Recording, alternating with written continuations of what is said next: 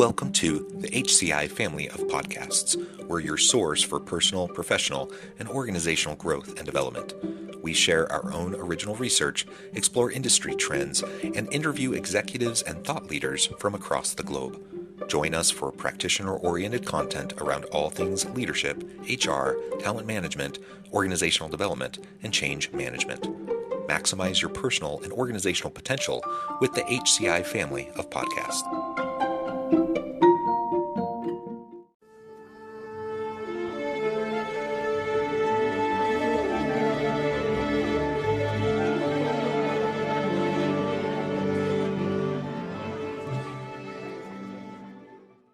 Alexandra Bowden, welcome to the conversation today. Thank you, John. Happy to be here.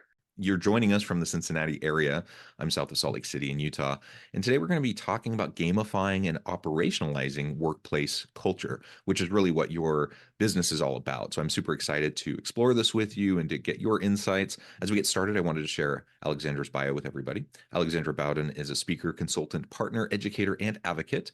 She has a vision to put customer service and creativity back into the talent equation after a dramatic career pivot of her own and realizing that talent can come from a multitude of places which we aren't tapping into. She founded PEOPLEfirst, which is really what we'll be talking about today.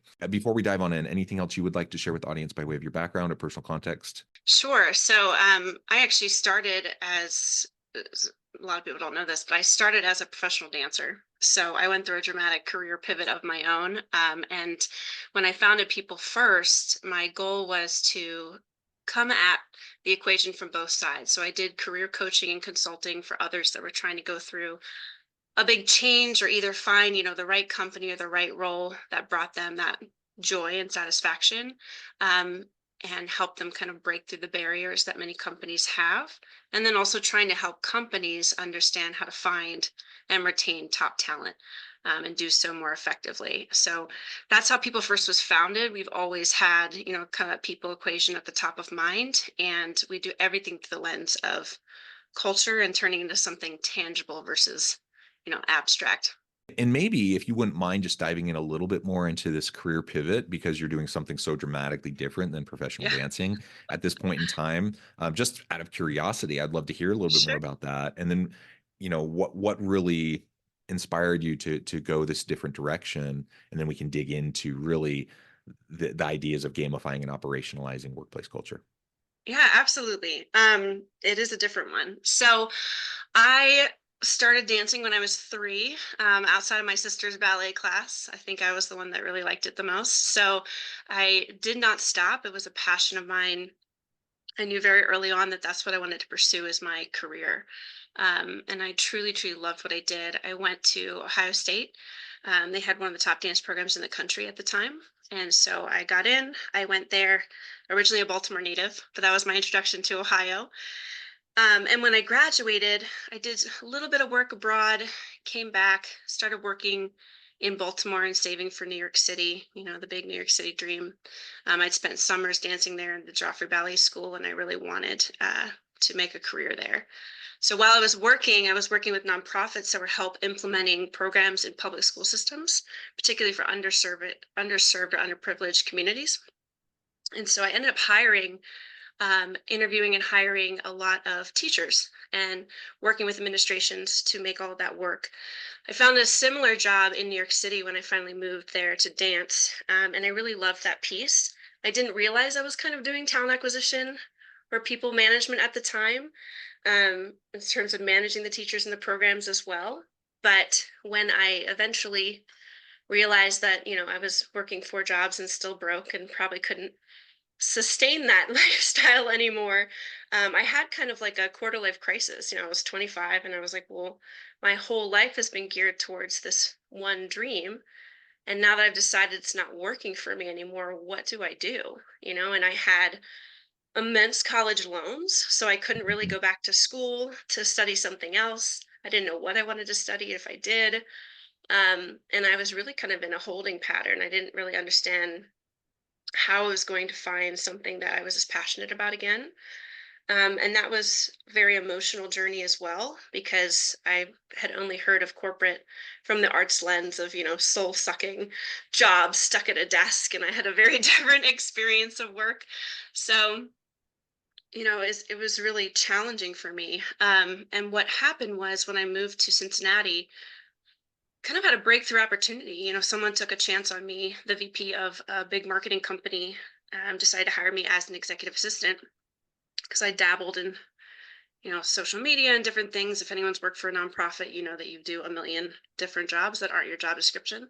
So that actually helped me in that sense. And pretty quickly they were like, "Oh, we have this recruiting committee. We'd love you to be a co-chair. You have recruiting and hiring background." I was like, "Great, let's do it." And that was about 3 months into starting. And by the end of the year, I'd helped grown and refined the qualifications and how we hire. They asked me to move into talent acquisition full time. And then I grew the department significantly. I got into engagement and retention practices. I got into Mm, DE&I. And I just found myself really, really passionate about creating these amazing workplaces because someone had taken a chance on me. And I didn't believe that work could be fun. Corporate work could be fun in that way. Um, but it allowed me to tap into creativity. The culture was amazing. I thrived in that environment, and I wanted other people to have that same experience. So when I left and started my company, I pretty much said, how do I recreate this for other people in a way that's tangible and cost effective? Because many of the things that we need to do to create great environments for people really is fairly simple. It's just kind of taking that step and committing to doing it. Well, and thank you for providing more of that background about your own experience and finding your way into the space. And I should just add too, I think many listening will resonate with the fact, maybe not dance as a previous background, but that oftentimes people kind of fall into this space. The Yeah, HR space, the training and development space, the culture space, the DEI space. People do all sorts of things and then kind of end up finding their way into this. Now, there are people that also specifically train for and go to school for these areas, but there are plenty that take a nonlinear path and do something similar to what you did. I have, nothing related to dance, but I have a bit of a meandering path as well to find myself in this space. Certainly not a traditional linear path, and I think many people find themselves in that kind of a situation. So I love to hear these stories because I think it's important for anyone listening, anyone who resonates with these ideas that we're talking about. This is a possibility for you, whether you stay in your current job, in your current organization, and just find ways to really champion right, positive culture and all of the great aspects that can help you drive team performance and everything like that and more healthy workplaces, or you decide you want to break out on your own and do consulting work or completely transition careers. I think there's a whole bunch of different ways that this can be applied, and I just want to give permission to everybody to do whatever makes sense for them. Maybe that 100%. is a complete career 180. Maybe it is just honing what you're doing within your current role, or having it complement or supplement what you're doing in your current role to just be a better leader. I think all of Right. those are valid, and I love to see it. I just want more people who are people centric leaders, Totally agree. regardless of their title, their role, what organization they're in. Yeah, I mean that's a beautiful point because when I started kind of rebuilding that committee, I was an executive assistant and I was working with supervisors and directors, and I had to gain their buy-in and support. And I grew the committee size like threefold, and I was having leaders take my direction and turn to me for, how do we do this better? Taking my advice. So it's just, I love that you're giving that permission of no matter where you are in an organization, no matter whether you're at the bottom of the totem pole, the top of the totem pole, you can absolutely have an impact if you find something that you're passionate about and you find small ways to champion it and take it on. Yeah, excellent. Well, let's talk now more specifically about what you do there at People First and this whole idea around gamifying and operationalizing workplace culture. There's a lot of attention given to this. There's so many books Yes. on workplace culture. I think everyone I don't know anyone who would say, I don't want to work in a great workplace, or Right. any leader who thinks I want to have the worst workplace ever. Like everyone wants a good workplace. Every leader wants to have great teams and a dynamic organization. I think everyone Yep. wants that. That's a goal, but the aspirational goal often, we don't go anywhere from there. Like it just kind of falls off for a variety of Right. reasons. And so this idea of operationalizing culture is really, really essential in my mind. And I love, connecting it with this gamification piece. So tell us a little bit more about that. Sure. So being a small business owner myself, I think, we're so busy in our day to day. You're right. Nobody wants to have a crappy culture, and sets out to make people's lives miserable. But the reality is, unless you're intentional about it, it can go a variety of ways. People grow and develop and evolve and change, and your organization is made up of human people. And then you bring new people into the equation, right? So it's almost like an organism. It's constantly evolving and changing. So setting it once and hoping that it just happens from there, is not really a strategy. And we surveyed a bunch of different leaders. We actually surveyed over 250 CEOs, and we had asked them, how important are people to your bottom line? And again, we didn't say how important are people in general, or anything fluff. It's like how much they impact your bottom line and your profitability. And on a scale of 1 to 5, it was like a 4.2. Right. So most people agreed they were um, highly translated into profitability and bottom line impact. And then we surveyed them. We said, okay, how many of you have a financial plan? 99%. How many of you have a marketing plan? 97%. How many of you have a strategic plan? Mhm. 95%. How many of you have a people and culture plan? Less than 10%. Yeah. And so, there's just a huge gap between, we plan for all these other things. We don't go based on our gut or a whim or hope that it happens. So if we agree that people are hugely impactful to our bottom line and our growth, then we need to plan for that as well.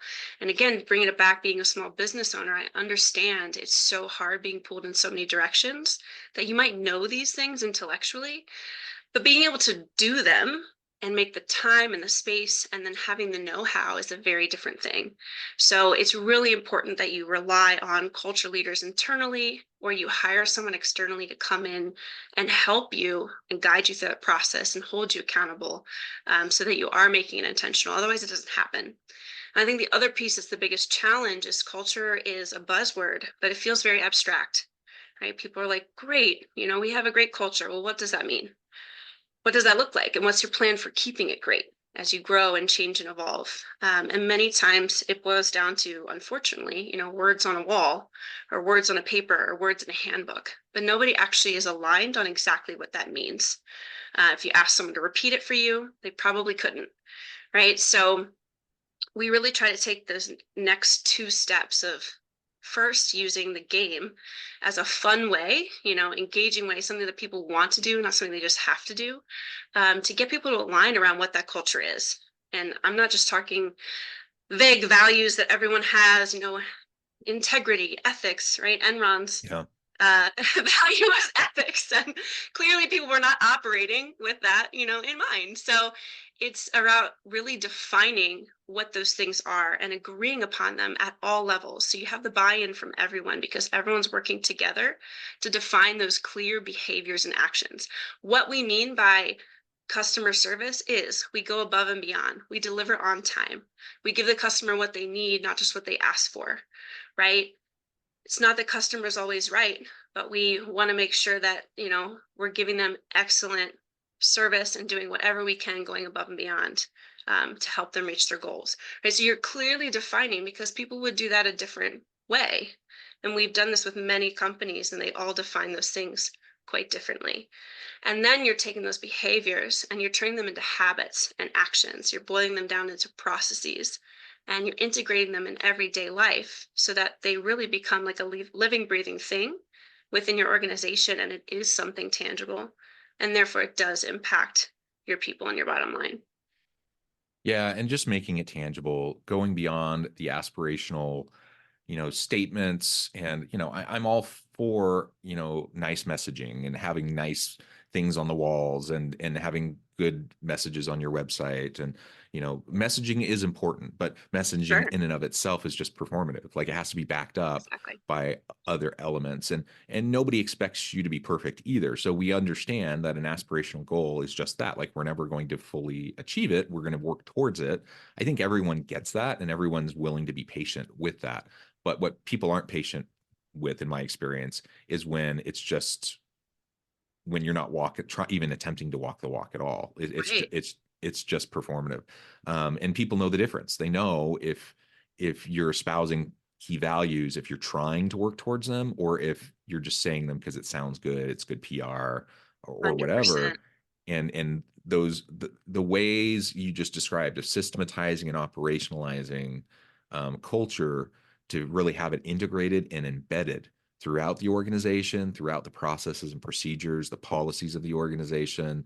So it's just really, it becomes just part of how a business is done. Right. That is what we want to see. And I think Yes. that's the hard work of culture, because again, as we said at the beginning, most people, I think pretty much everyone, wants a good culture. They really Right. even aspire to it. But so many places are toxic. So many places don't have that good culture. And it's because people don't know how to, or don't go through the hard, arduous work of the Yes. systemization and operationalization.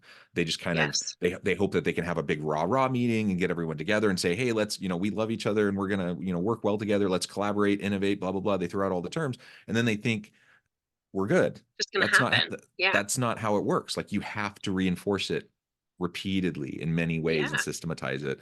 And so it's I often say it's not rocket science, but it is hard, It's not, but it's because you hard. have to be very consistent and you have to be very purposeful in what you're trying to do.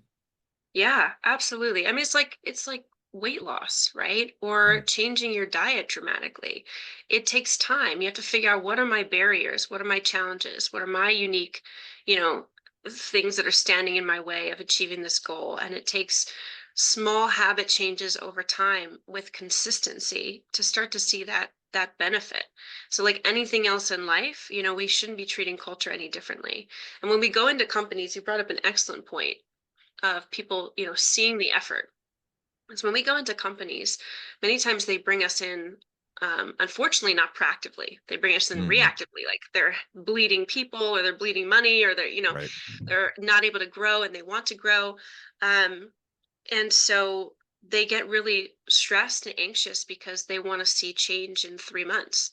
And it's like, Mhm. this is a long process. You're going to see change a year from now. You're going to see a lot more change 2 years from now.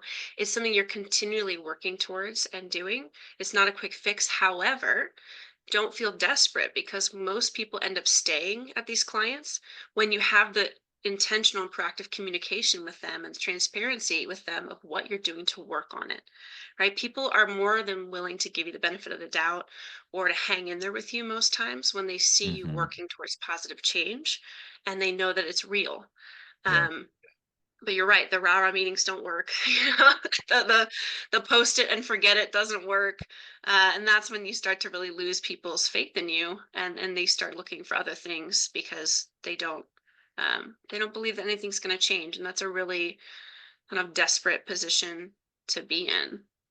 Yeah, and it's sad too, because I think when those rah-rah meetings happen, I'm going to give people the benefit of the doubt and assume that it's with good intention, that Sure. they don't intend for it to just be performative, that they do want to get people excited and they do want to reinforce whatever values they're promoting or whatever. And they can play a part, like as an overarching strategy, around generating interest and buy-in, but then it has to be followed up.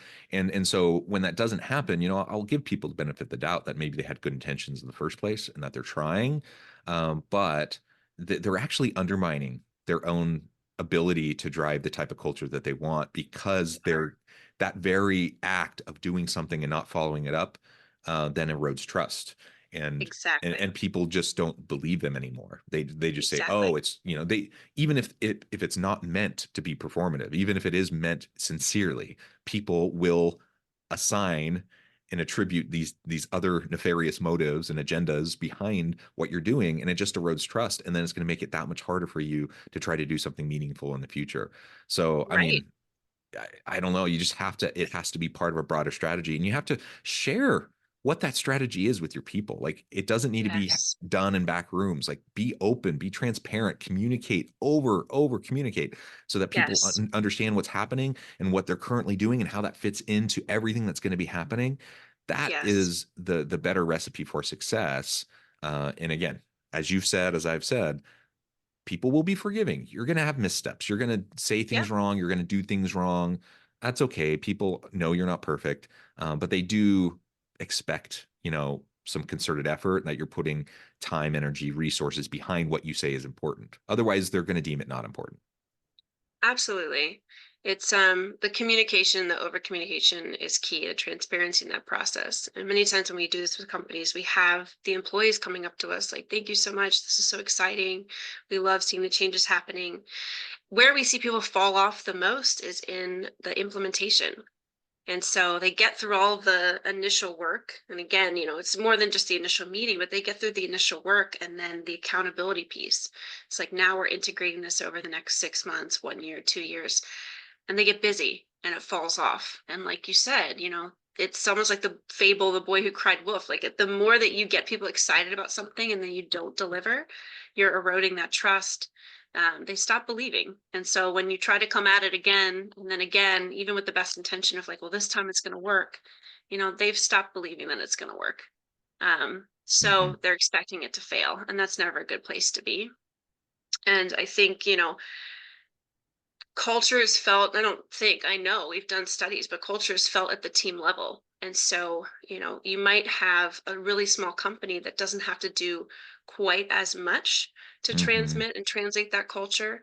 But the more that you grow, the more you have facets of the organizations and leaders that are handling things differently.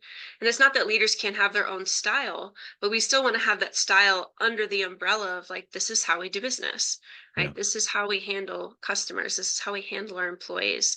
Um, this is how we would handle certain situations because this is what we say that we value. And those things really need to be consistent because those pockets start to develop quite quickly with a growing organization.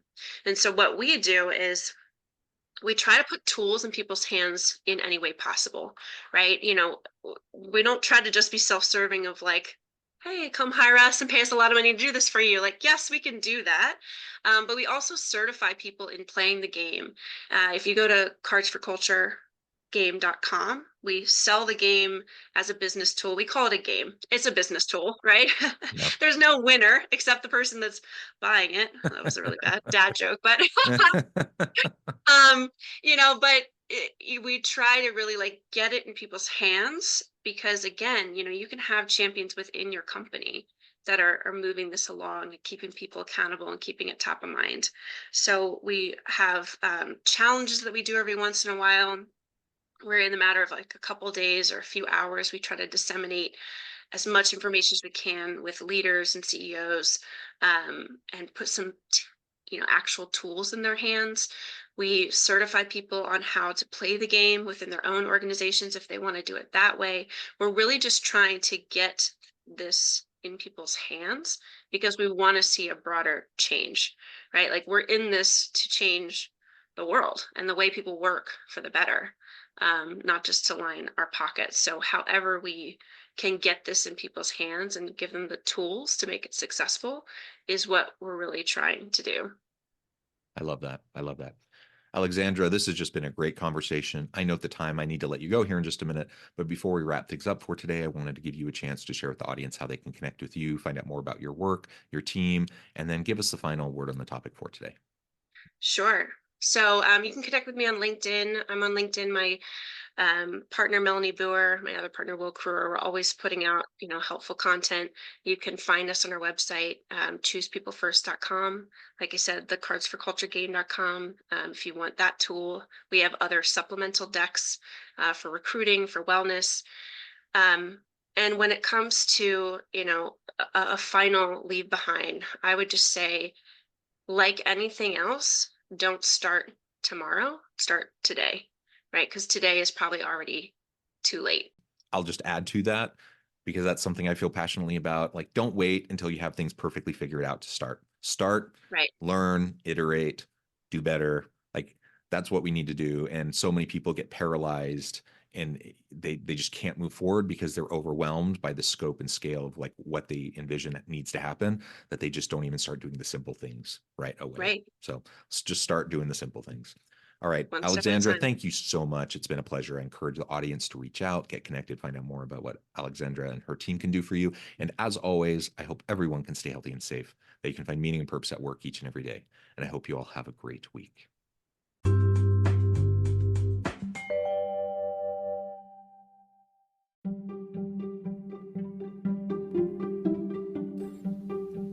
Thanks for joining us for this episode of the podcast.